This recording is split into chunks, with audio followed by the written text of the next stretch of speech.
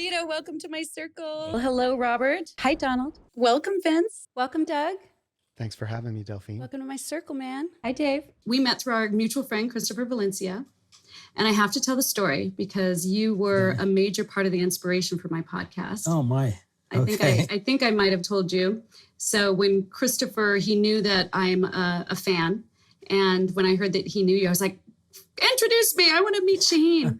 And he said, oh, okay. Yeah, I talked to Shaheen and I told him that you want to meet him. And here's his phone number. And I'm like, oh, no, I'm finally going to meet this man that I've looked up to for so many years. I mean, I'm such a fan of your work. And I was like, I have nothing going on. What am I going to talk to him about? Oh, geez. And I decided that I was going to just see if I could get lunch with you and really pick your brain for what's coming, because you're really known to be a visionary and a trendsetter. And I thought maybe I can get some clues from Shaheen about what I should be doing next.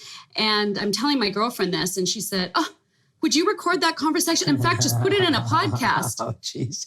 And that's how this whole Delphine Circle came about. So even though you are not my first guest, you are the inspiration. Oh, my. That's terrific. Thanks. Yeah. The Hour of Power TV show, of course, is what we're talking about. And you were the minister on that show from 76 to, I think, 2008 or 2010? Correct. 2008. Yeah.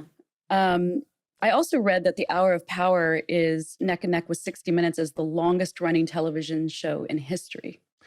I think we started at the same time. Okay. And so we, like you said, we're neck and neck The Hour of Power literally is still going on. It's never stopped. Right. So it's now being hosted by your son, Bobby. Yeah, exactly. So I guess it is still neck and neck. Yeah. That's incredible. 51 years. Wow. What was that like for you? I mean, was it just overnight you were a celebrity? And yeah, I'll never forget.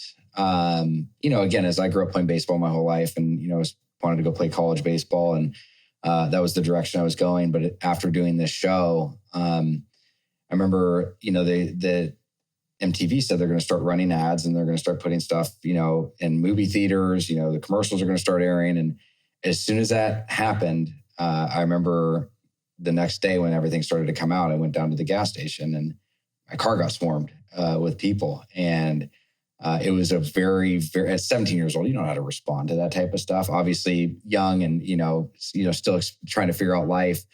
It feeded an ego. Anybody wants to be loved and liked. And overnight, everything literally had changed. Yeah. Overnight.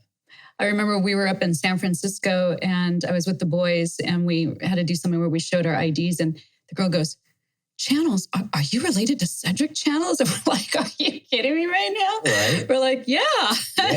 She was like, oh my gosh, it's my favorite. Well, it's crazy to look at, the time frame. I mean, back then there was no YouTube. Yeah. There was no, social media like there is today. I mean, there was maybe MySpace or something, but there was no other outlet. So, I mean, cable, the TV was your way to, produce shows and create products and have that versus what we have today. So that's another interesting experience is it's totally different now being back on the show and stuff versus what it was, 15 years ago. It's a not only the shooting experience, but just the aftermath and everything that goes along with it it's not the same as it was 15 years ago. And for me, it's better. I like it. I realized at a very young age, I work for myself first, no matter what job I've ever had. Mm-hmm. And I'm the boss. Mm-hmm. And I know everything I don't do. Mm-hmm. If I'm cutting a corner, it doesn't matter if I got caught or not, I know. So I think that's part of why we're here. Some people seem to figure it out and some people don't. And I Do you think that's important to be successful in business? No, I don't. I think it's just important to be successful and have integrity within yourself. I know a lot of people that are hugely successful that were not honest individuals. I ran into that quite often in entertainment. Love the entertainment business, still have amazing lifetime friends, but I had never met so many people who would do almost anything to be successful. Yeah. It's a tough industry and it really doesn't bring out the best in everyone. Yeah. And so that was a learning curve for me. And yet you work in an industry that's very image driven. Mm-hmm. It's we all know that Hollywood and You work with celebrities, you work with influencers, you work with brands that are creating Yeah. an image. So is that in conflict with what you do for your clients? It's the opposite of conflict. It's the only way to survive. It's the only way to survive 15 years in Hollywood is by being so completely secure and real with who you are. Because otherwise, yeah, you'll kill yourself. You know, you'll go crazy. These girls, they have these image goals that are so unrealistic. But I also have been behind the scenes for so long that I just know that it's all fabricated, right? Yeah. Like the image of perfection it's art. It's an art form, but I am not going to live my real life in a way that is pursuing a fantasy, right? Hollywood is a fantasy. Real life is real life.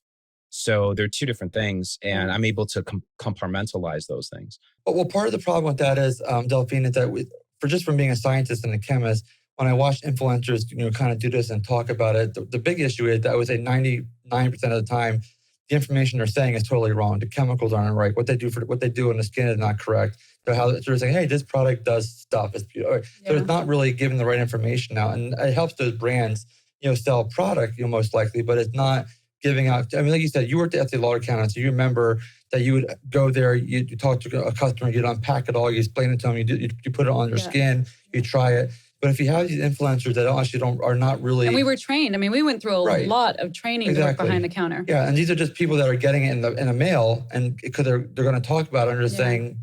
So all the information most of the time is wrong, and I'm watching it kind of like just cringing, like, oh my God, can you please sometimes not true. Sometimes I DM them, I just totally like very honest, like, just give me, I mean, I don't want anything, just give me a call or DM me, and I'll give you a little education on the brand, whatever it is, just to kind of make sure it's more accurate. The $1 million question or the $1 billion question is, what is the mechanism that is allowing the person sitting 3 feet away to achieve these rapid healing, rapid anti-aging benefits? What is it? And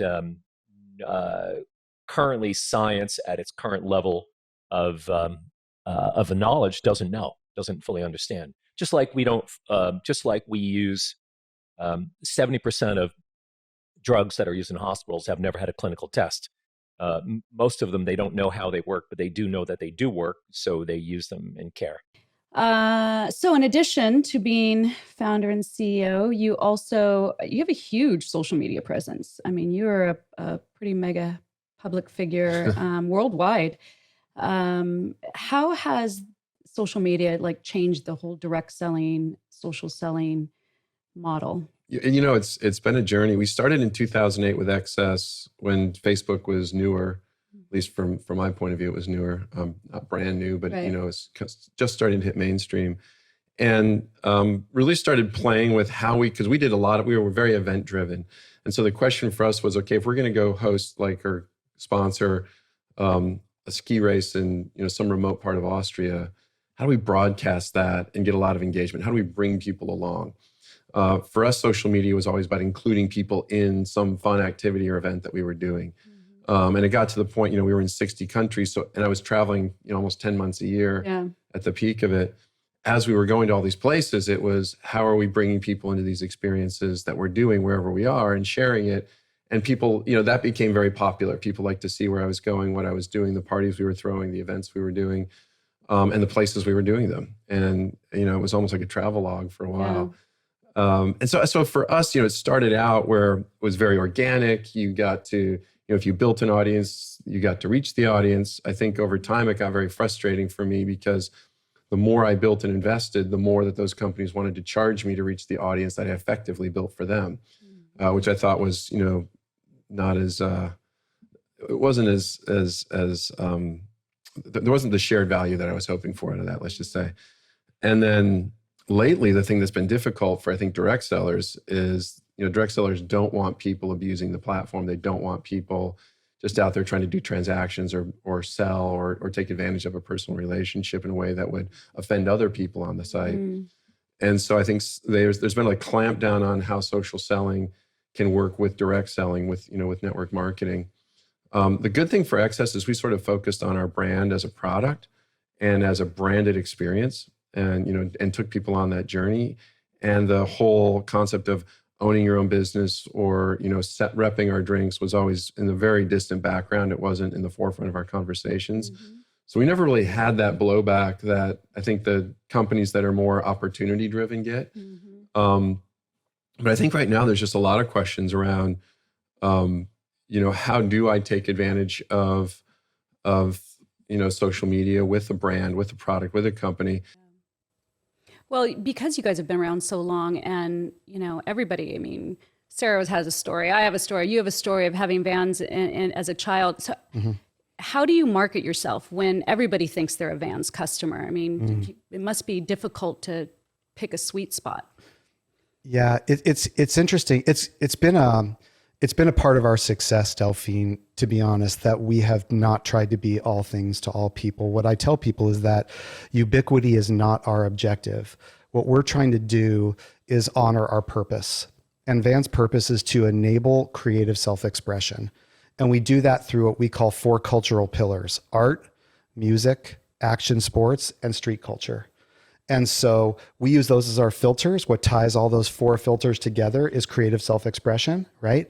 When you're an artist, when you're making music, when you're on your skateboard, when you're surfing a wave, those are all forms of expressing yourself. And what we say is if you're passionate about any of those things, if any of those things inspire you, if you care about expressing who you are as a human being, then we welcome you into our family. But we also at the same time understand very clearly that that our brand may not be for you. And we like having an edge.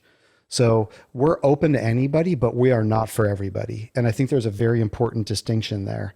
So when we meet you for the first time, we welcome you in.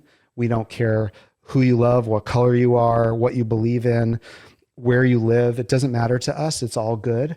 But we also understand that at some point you might say that, well, Vans is not a brand for me. I really care about basketball. I can't wear Vans to play basketball. So maybe after basketball, I might wear a pair here and there, but I'm way more into a brand that focuses on performance in basketball. That's cool. We're not trying to be all things to all people. And we compete against some brands that do seek to be ubiquitous. So it gives us a very meaningful point of differentiation. And we have to punch above our body weight because we're competing against brands now that are 8 times, 10 times bigger than us. So this gives us that edge, that point of differentiation, that it's about creative self-expression. It's about a very specific thing that makes us who we are as human beings.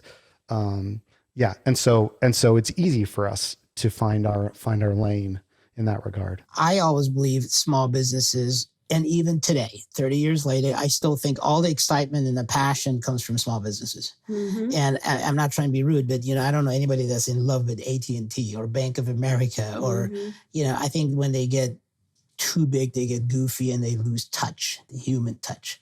So when I looked at the sort of the landscape back in the 90s, and especially when I was involved with Quicksilver, I realized there's really no place for all of these small companies to congregate, because what we had, let's just say across America, we had malls.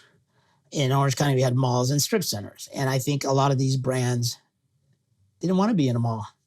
Well, first of all, they couldn't afford it, and they didn't want to go sign a 20-year lease, but then they didn't want to be next to a Gap either, because I think it just, there was an awareness of brand culture. And at the same time, they didn't want to be in a strip center next to 7-Eleven and a dog grooming shop, because their brand has a greater cultural value than that. So I think for me, I saw an opportunity where what if we just create this platform and bring all of the cool small people together? And that's really, it was as simple as that. And then I think, and yet you don't have, I don't know that I see any of the major action sports brands world that you came from actually in your centers, though. Well, we did. Originally we did, but as you're aware, that industry has also changed. And I think that industry also fell into the same model that I was sharing with you. I think they just got so big, and it was very difficult, particularly for the public brands, to maintain their cool. And these people always want a piece of Conor McGregor. And I said, let's create a line that represents what you wear and your lifestyle, my lifestyle together. And let's get back to them at a affordable price. But the majority of them are guys that just want to be involved in Conor's life. And so we do t-shirts and hoodies and tracksuits and beanies and baseball caps and cool suits and jackets and bomber jackets. We do everything, complete collection. And it's an awesome collection. And he's got these famous quotes. they say, hey, Connor, you look great. What's going on this week? You're going to fight this weekend? He goes, yeah. He goes, I like to whoop ass and look good. That type of thing. So we put that on, it says August McGregor, whoop ass and look good. Yeah. And people love it. It's on a hoodie. And it's amazing. You put that online. I never sold anything online before. And it's an amazing energy. So tell me, how did you meet Mayweather and what's it been like working with him? Man, it's been nothing but uphill working with the champ. He's a smart businessman, very smart businessman. I met him through a gentleman by the name of Hayes. May he rest in peace. Best thing he ever did was put me and Champ together. And I was life coaching Hayes at that time. And Floyd felt that I needed to life coach the whole money team. And that's what Hayes took me to him. And before you know it, not only life coaching, but doing great business deals. And again, this guy is incredible. And I'm not just saying that because he gave me an opportunity to be able to go in business with him and be a co-founder of the Mayweather Boxing and Fitness franchise. Which is the first franchise deal he's ever done, right? Exactly, I mean, he is not a man. You don't see any Nikes with Mayweather's name on them. No. He never, ever, he left millions of dollars, hundreds of millions, I would feel, on the table because he never took endorsement deals.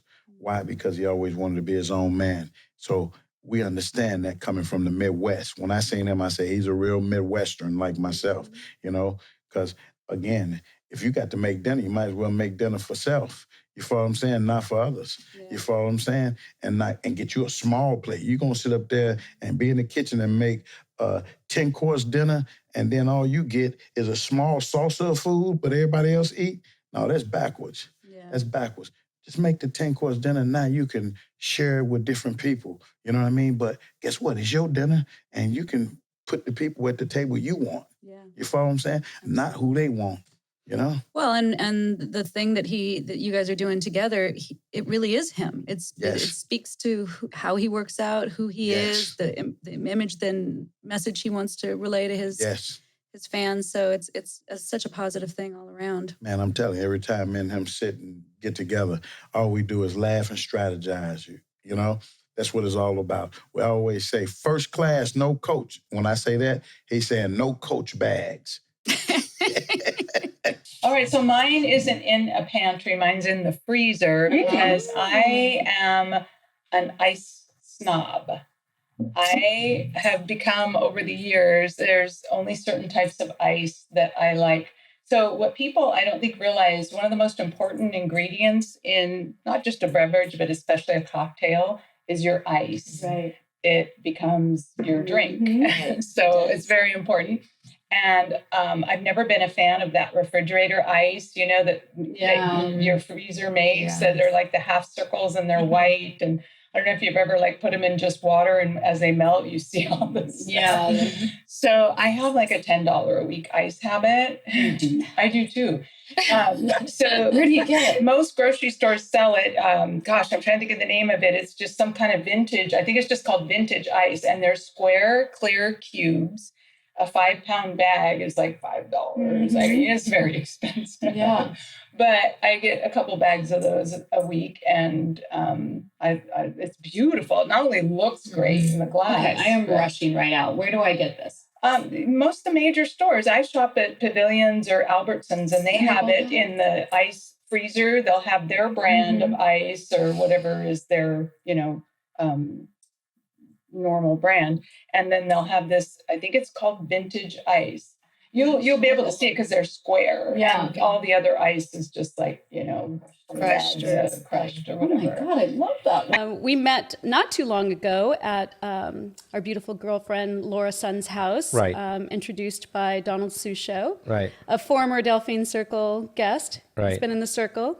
And an Olympic volleyball player. And an Olympic volleyball player. And you guys have known each other for quite a while. Many years, yeah. I was 23, 24. And then I never forget, I called the USA Olympic coach. And I was like, hey, coach, you know of me? And it's like, yeah, we've seen you play, of course, But I said, I'm going to be an American in 4 years. Can I come and try out now? It's like, well, you can't, because in Olympics, you have to try out. You have a quad, what's called. You work and play for 4 years for one tournament.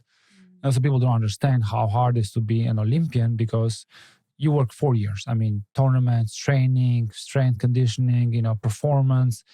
Then every summer you get new kids, I mean, it's America. So you get the best of the best from all the colleges, all Americans and player of the year to get your spot. So every summer, it doesn't matter how good you are, you have to perform and earn your spot and keep your spot, right? And then in 4 years, many things happen, right? Like you can join in 2000, but 2004, maybe you get injured, maybe you get, slow, maybe you get married. Who knows, right? There's a lot of factors that differentiate, us from other sports like NFL and NBA, because you have every year to repeat or be on the team. So when he said 4 years, I'm like, I want to come now. It's like, well, if you get the passport now, then you're more than welcome to come and join us. So in summer of 2000, the USC helped me with, some government, representative. I was supposed to be American anyway, but, they kind of fast forward the process. And then September 2000, after Atlanta Olympics, I joined the U.S. Olympic team in Colorado Springs at the Olympic Center, which when I walked in, I started crying because this is, top of the world. I mean, Michael Phelps was next to us. And back then I didn't know who he was, or Rulon Gardner, the most famous wrestler in the world. We all training in the same gym. We all eating in the same cafeteria. We all spending, time together. And that's when you get this like adrenaline, this free oxygen is called, It's like, such a brotherhood amongst yeah, I mean, Olympians, right? it's a tight group. I mean, it's like 1% of 1% of the world, right? So once you're there, then, you either have to be really stupid or lazy, but you don't get that there, right? So then it becomes competition, that 1%. Okay, how can I improve 0.5% from you and the other guys?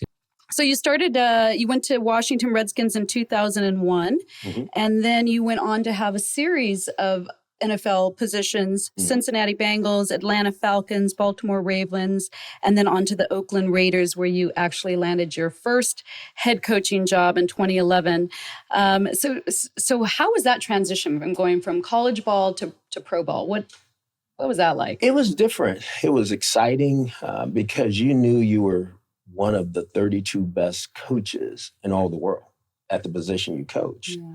And so for me, it became a challenge to how do I keep climbing this ladder? Yeah. I want to be one of the best in the league, not just one of the position coaches. So I wanted to be a head coach. And I told everybody that's what I wanted to do. And at the time, I really didn't understand that there wasn't very many minority head coaches.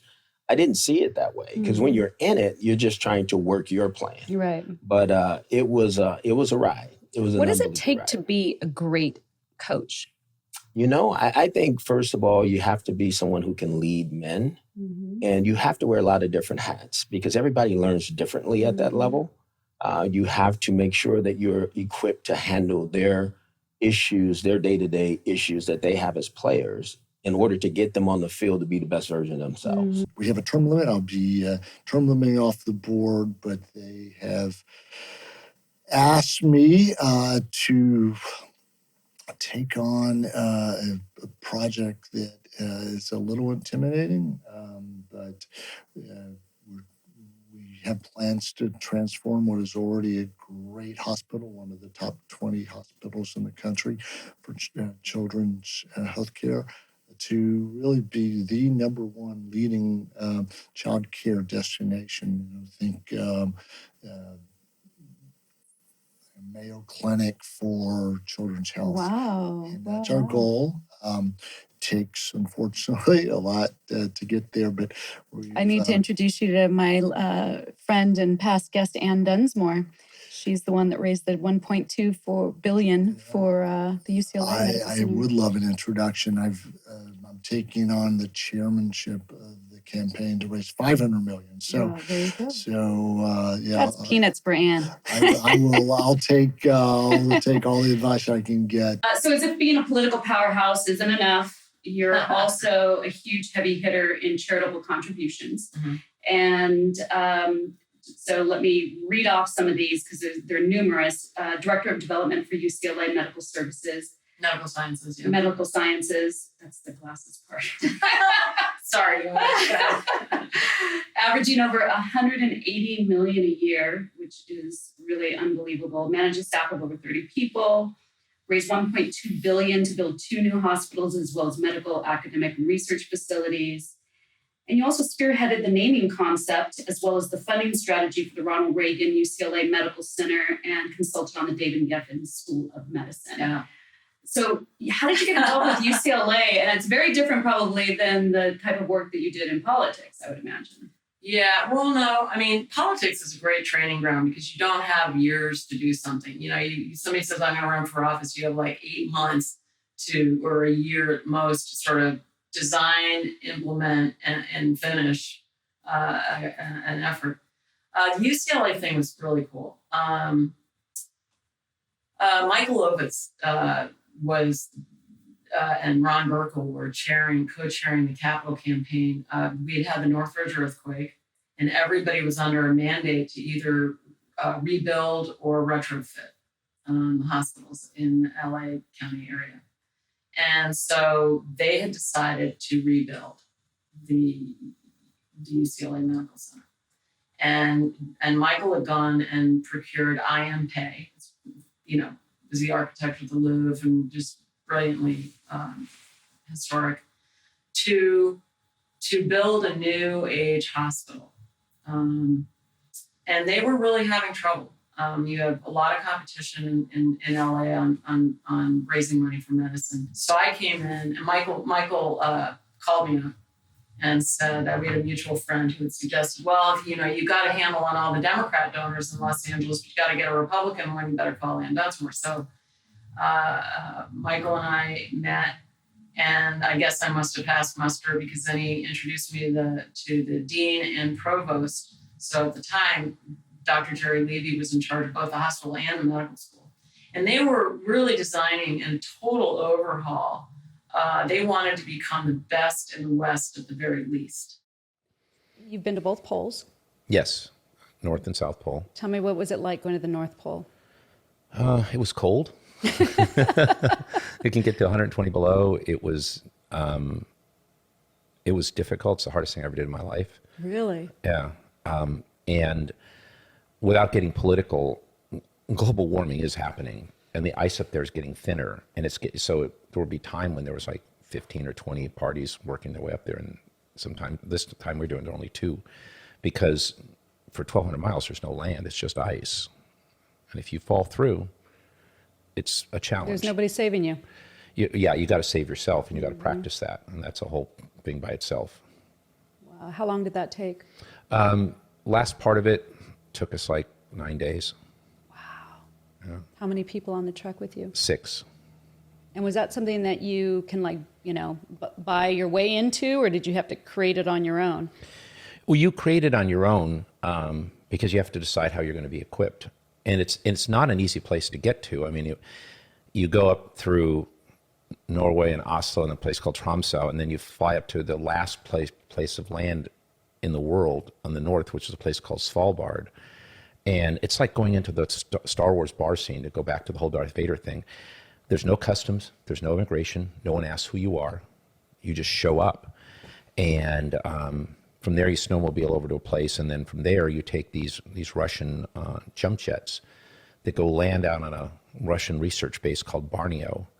But it's literally on a sheet of ice that's floating. And there's a 14-day window, that's it.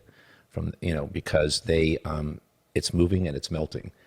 And then, the Russian base commander is really funny. He goes, well, if you're not back by this day, you'll be here another year. And he was nice, but he wasn't kidding either, Wow. And so when you land, you can watch the ice ripple from the jet, and the jet never completely stops. It just kind of keeps moving along, and you throw your stuff out and you jump out after it. I do think culturally we got to feed ourselves. I don't know if there's enough culturally within my local environment to sort of satisfy the soul. So, and my kids, we made a sort of a hobby out of it. Ever since they were 4, we would go on these one-on-one trips. They've also done probably 110 countries, and we've done the North Pole, we've gone to the South Pole. Gosh. We went kayaking down the Amazon, we've done the Himalayas. He's right up next to Mike Schroeder. We went to Mongolia, which was on my bucket a few years back. They hated it, but I thought there was not a whole lot there, but it was really just fantastic being there. So I think if you have the opportunity to drop yourself somewhere else, not only you gain appreciation for the life that you have, otherwise I think we get goofy and take things for granted, but every trip you come back with another chapter to the repertoire. My training was in Bordeaux. I lived in Saint-Emilion, ended up there on a trip to Europe for 3 months, and I stayed quite a bit longer. Mom and Dad were a little worried about that. I was 19. But I loved Europe, and I wanted to stay, and I was running out of money, like all the But kids you come were. from an Italian family, right? Yeah. My family's American-Italian, grew up drinking red table wines. I loved wine, but there was no vision for making wine. I was a kid and didn't want to go home from Europe. I really loved Europe. It impacted me tremendously and plays a big part in my life. Do you speak any other language? I did speak French because I was there for a long time. I've since lost it in 40 years. And my friends who were sommeliers from I'll never forget, Gregory Castells was the head sommelier at the French Laundry. And I was practicing some of my French with him, and he looked over at me and goes, "You really shouldn't speak French." I went, ouch. Where's your favorite steak? If you know you want a good steak, what's your go-to? And she's jumping at the bit, so let's go. Well, let Tracy I'll start. go. You start. I love Salone in Laguna Beach. You took mine. I love the steak. It's just a phenomenal steak, and I love the atmosphere. Yeah. I love Mastro's too, but if I had to guess one, it's definitely well, Salone. and everything on their menu. Everything. I mean, I love the restaurant. I love the charm How of does a it. hockey player make such a good I don't know, restaurant? but they figured it out. And Yeah. it's my fave. Yeah. I went for my birthday actually. It's my fave. Well, and the interior designer, O'Hara, that helped me with the Laguna House, is the designer of that restaurant. maybe that's why I like feel it so it's, much. It's like in the family. And Timo Solani is one of on my list. So if you're listening, Timo, I want you on the show. Hey, we know him. Oh yeah, yeah. We can make it happen. Well, and so does Carrie and Bree. So between the two things, we're getting Timo on. What about you, Pamela? Do you have a favorite steakhouse? I'm not a big steak person. I know you're not. I eat maybe one or two a year, but Mastro's is pretty good. I mean, I've not tried Solani's. Yeah, you gotta go. I know. I mean, I've been there and you're for, so like, close to there. I know. I mean, it's right down the street. So you love wine, but you're also a foodie. Yeah. You love food. What's your favorite restaurant? Oh, well, overall, in the course of my life, be the French Laundry up in the Napa Valley. They give you a clothespin when you go there, and I have 55 clothespins. Not that I like the place or anything. You've been to French Laundry 55 times? You've clearly have to be their most popular. I don't know about that. It's interesting. I went there 2 months after it opened, so I got this before they were kind of a big deal. And I met the chef, who's a really nice man. And Thomas Keller? Yep. And so I just kept going. Mm-hmm. And one of the times he did a pop-up in London, in Harrods, and I thought, what could be more shiny than that? I got to go to that too. So and there they gave you a sterling silver clothespin. What is with the clothespins? Because the name of the place is the French Laundry. And it was actually in an old French laundry when he bought the place. Oh. So he just kept that name.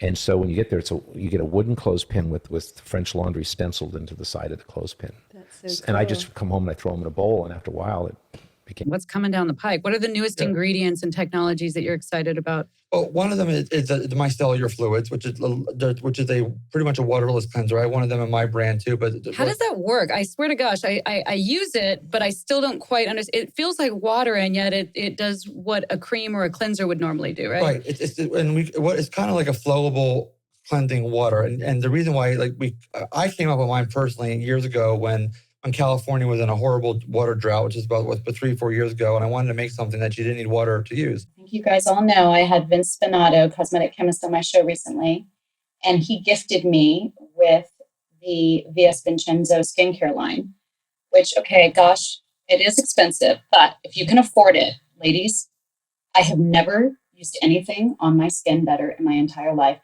And the funny thing is, Vince was saying in the interview, he's like, oh, and then, just imagine if you were selling this and it works instantly. And I was thinking to myself, how nothing works instantly?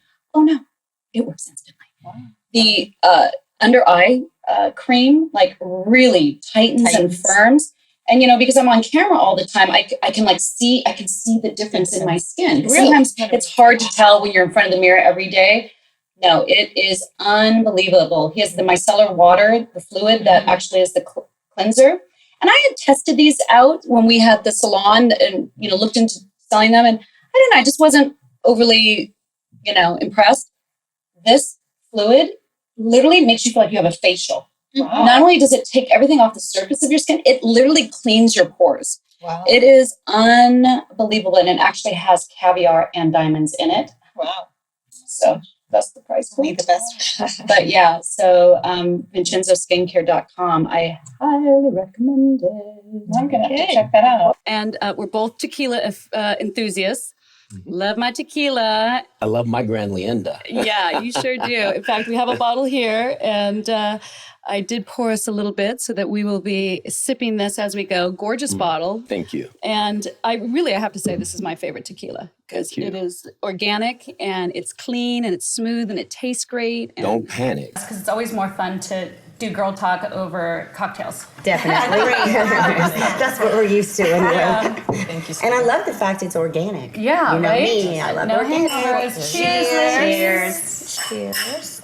Cheers. Cheers. Cheers, ladies. Thank you for having us. Yay. Your more famous deals is you executed the Yeezy deal with Kanye West.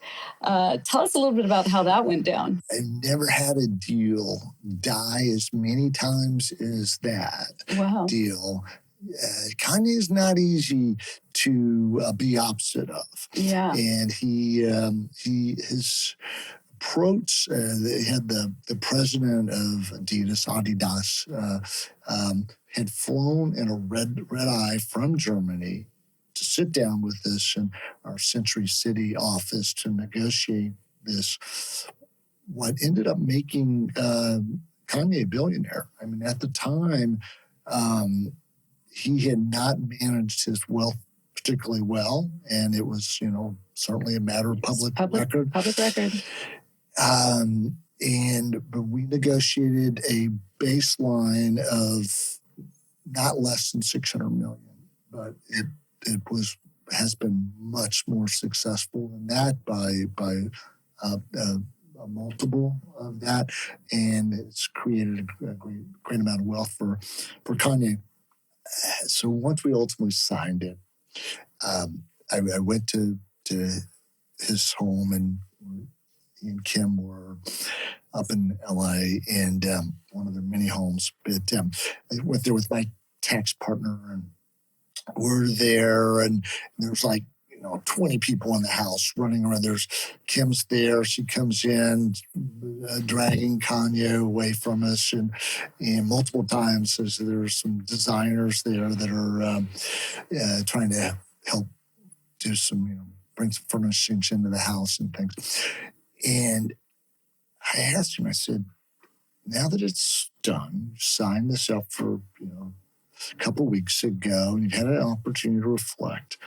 Are you happy with it? You mentioned indentured servitude. Are you?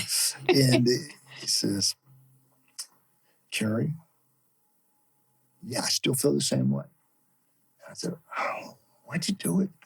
And he says, one reason only. And that is to shut up all of Kim's friends, because they've told her for years that I'm out of my mind, that I'm, half a lunatic. And to me, this has to shut them up, because would a great company like Adidas pay someone $600 million or more if they were a lunatic? I said, Kanye, that's an interesting way you're looking at it. There you go. The 2020 Gallup poll shows that church membership has declined 14% from 2010 to 2020. So now only 47% of Americans say that they belong to a church. Why do you think why do you think that is? I think that we have had a declining interest in religion over the last 60 years. And I don't know if I have my dates correct, but it's close to this. I think it was 67. There was a legal case which took school out of took prayer out of the schools. The next year we took Bible out of the schools.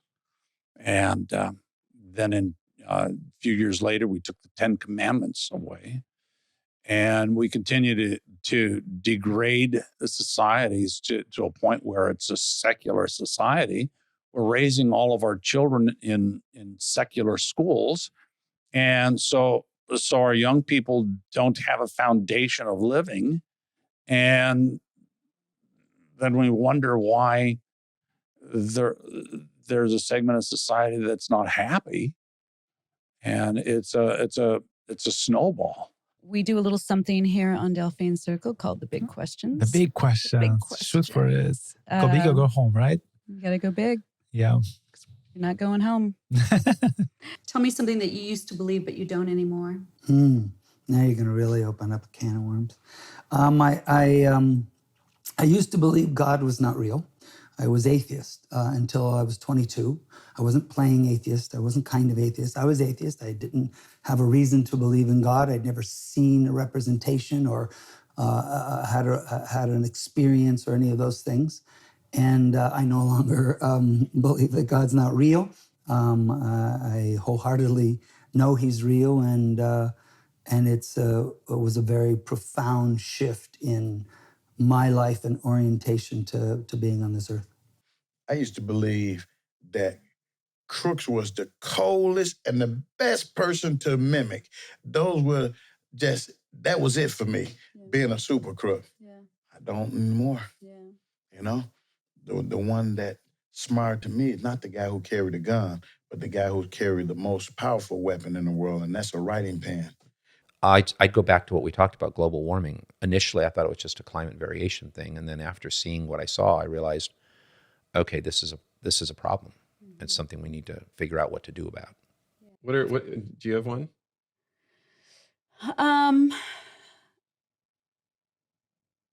You're not supposed to do that, Dave.